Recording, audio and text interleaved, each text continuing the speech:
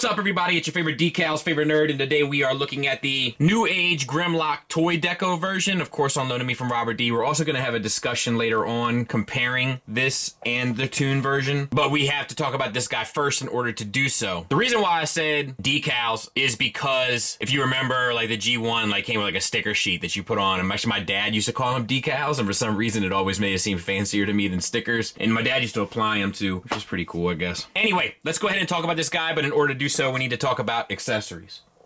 He comes with two sets of hands, outreaching hands and holding hands, all in just straight black plastic that you have to cut off the sprue yourself. He comes with a gun. You know, unfortunately, it's not like his kind of, you know, iconic gun, but it's sculpted well enough, and that's about it. And he'll hold that just fine. And he comes with his sword, just red plastic down here, and then the red translucent blade up, you know. And he'll hold that just fine. Gimmicks-wise, I missed this on the other one, but you can lift up the head and rotate the eyes. Ugh, God, it's tight, so to speak.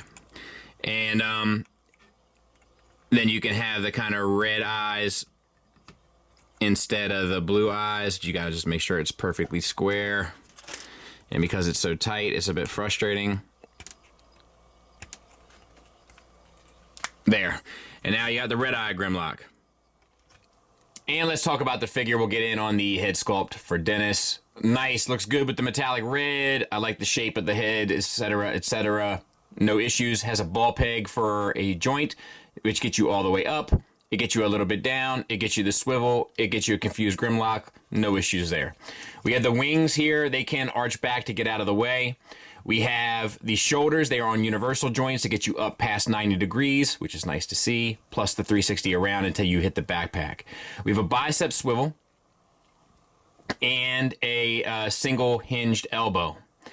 Now, in the first review that I did, I missed an extension of the arms here, which I have something to say about this. Let me back out and take a minute. Okay, so I think that this looks better as an arm in robot mode than it does as a leg in dinosaur mode. That being said, it makes the proportions too wonky. So it's kind of the worst of both worlds for me in that regard, but what are you going to do? I'll show you when we get to dinosaur mode as well. Obviously, we're going to go in the opposite transformation because we've already covered the going from dinosaur to robot, so we'll just switch it for this one. Single hinged elbow that gets you slightly more than 90 degrees, and a wrist swivel where the hands peg in. All right. Then we have, of course, the complete silver metallic paint that looks stunning with the stickers look that's tampoed on and looks like you would expect it to look. You can feel how you feel about that one way or the other. For me, I think it's a bit overkill in most cases, in most areas. Not in all, but in most. Anyway, that's it. Waist swivel, ab crunch gets you all the way over. We have hip skirts that get up and out of the way. They also have the kind of toy sticker paint on them as well to expose universal joints. We'll go ahead and back out now. They get you the full Van Damme and the full Monty. A little shy of the full Monty, but close enough. Thigh swivel, we have the paint on the thighs. Double jointed knee that gets you 90 degrees. Ankles, no tilt down. You can cheat the tilt up and you get a rocker. And then you get the sticker paint there, and there. You know, like I said, little overkill. But the metallic silver looks fantastic. You'll see even more in dinosaur mode. There he is from the back. You know, kind of standard Grimlock material. Let's do some size comparisons. Size comparison wise, there he is with the NewAge Megatron and the Magic Square Prime. So that should give you a good idea. There he is with an Iron Factory Tarn and a NewAge Outback. And if we respect nothing else around here, we respect tradition. There he is with the old school Iron Factory scale blaster and a Hasbro Stunticon Legends figure. Let's get him transformed. So you can open up this and spin this around 180 and then close this back up, changes the dimensions of the bicep, or what is this? Forearm, which is fantastic. And then extend this. I missed this last time. I'm going to tell you a number of reasons why, but we'll get to that at the end of the transformation. Let's go ahead and do it one more again. Open this up, flip that, spin that, push it back together, and one of the reasons why I missed it the first time is how bloody tight it is. But there is the extension. All right. The shoulders are connected in here. Pull them out and away. Out and away. Untab the backpack. Oh, I lost a hand. They pop off all the time. And then this whole piece comes up. The dinosaur components peg in separately, so you want to disconnect both. Then lift the head flap up, collapse the chest down, make sure it's down all the way. Then bring this section up. This gold bar here should be off at an angle, and then that should all wrap around the head, but you gotta have the dinosaur head in there as well.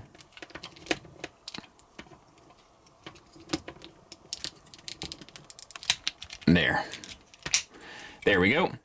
And that's the upper body done. Oh, well, we'll go ahead and lock these legs in too. So collapse them in there. Then we have the lower legs. So you can take these down and spin that out.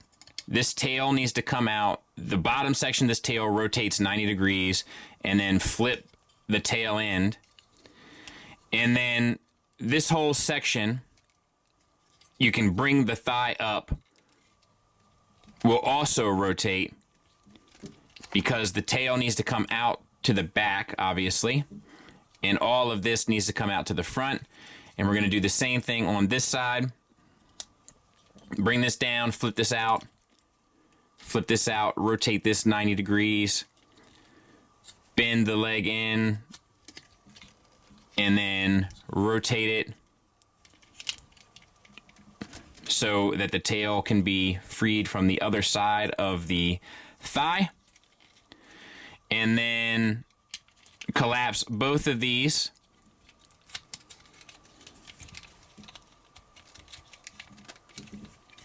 You might need to get these. You might not be able to put those shoulders back in yet. I'll get them out of the way. Bring this out, collapse this, fold it forward, and then expand it. And then it should all collapse nicely. My bad. It's been a couple weeks now. What do you want from me?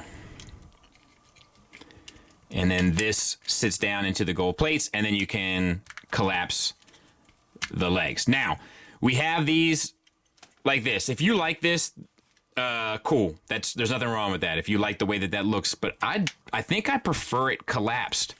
I just think it has a little bit more, I guess it's a little shorter, but I don't know if I like this aesthetically.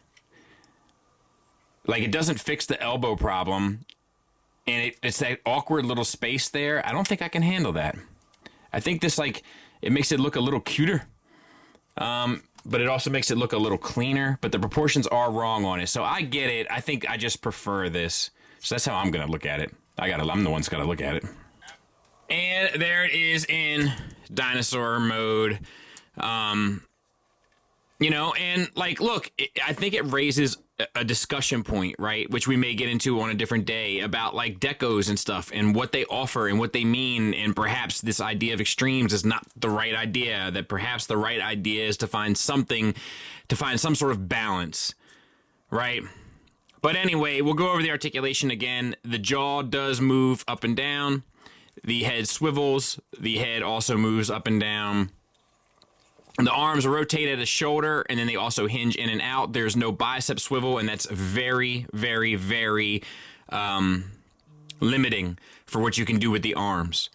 You do have an elbow, and then you have the wrists on ball pegs. They have a tendency to pop off if you look at them sideways. So not the best thing there either. The kind of shoulders and stuff work the same. Obviously, you get the swivel, you get the rotation out, you get the backward knee, And then you get the hinges on the toes, which is fine. The toes are die cast and chromed out. The deco, once again, looks beautiful. The metallic paint looks beautiful, you know, as it did in robot mode. Tail swivels. Hinges at 2 places so you can get some pretty decent wiggle waggle, and then all the kind of toy sticker details and stuff come through well enough. And I mean, that's it. You know, nothing else really to talk about. There it is next to Tiger Tracks. Final thoughts wise, let's start with the negatives. Once again, there is something a little goofy about the proportions of the arms in robot mode, and then in dinosaur mode, there's something aesthetically off about him if you have him extended. So there's something that's just a bit off to me there. My only other real issue with this guy isn't with this guy, it's with the business surrounding this guy. Like, in order to get the gun that you want with some decent looking chrome or paint, with the sword that you want, like, you kind of have to buy both and Frankenstein monster them together in order to kind of get an aesthetic that's everything that you would want in a Grimlock. Or maybe I shouldn't speak for you. Everything that I would want in a Grimlock, to be fair. Now, that's a business decision. We were seeing NewAge do a whole lot of this repaint stuff here lately. There's a reason for that. I'm going to tackle that in a sit-down Saturday soon. But instead of making sort of a definitive version of something, they gave you 2 things that perhaps could leave you wanting for more unless you could combine the 2 of them. You know, a lot of people refer to this stuff as like mini masterpieces, which I'm kind of against. That why can't they just be great legends? Why do they have to be something else? But if they were to be masterpieces, they would have also missed the bus on what masterpiece was supposed to mean, which was the definitive version of something, not the definitive specific version of something. But such is the game, I suppose. Positives wise, the silver paint is amazing. The chrome is amazing. They add really nice touches and make this figure drastically change in how it presents from the Toon version. The only issue is that sometimes maybe the stickers is a little too much. You know, like some parts of it are cool, like a couple of the red stripes or the black stripes or the black background with the red stripes. Some of that stuff is cool. When you get into the super techie stuff, it can be a bit intense. Once again, I love the transformation. I love the materials. I love the build. I love the majority of the sculpt, meaning the sculpt work. You know, I love the engineering. Like, I love everything I loved about it before. I prefer this one over the Toon one. I just wish it was toned down a little bit. Yeah, I wish they were kind of just merged. I mean, that's my problem here, is that they made 2 really good Grimlocks and they could have made 1 amazing Grimlock. That's kind of how I feel. Hope that helps. Thanks for listening. Thanks for watching. Until next time, take care.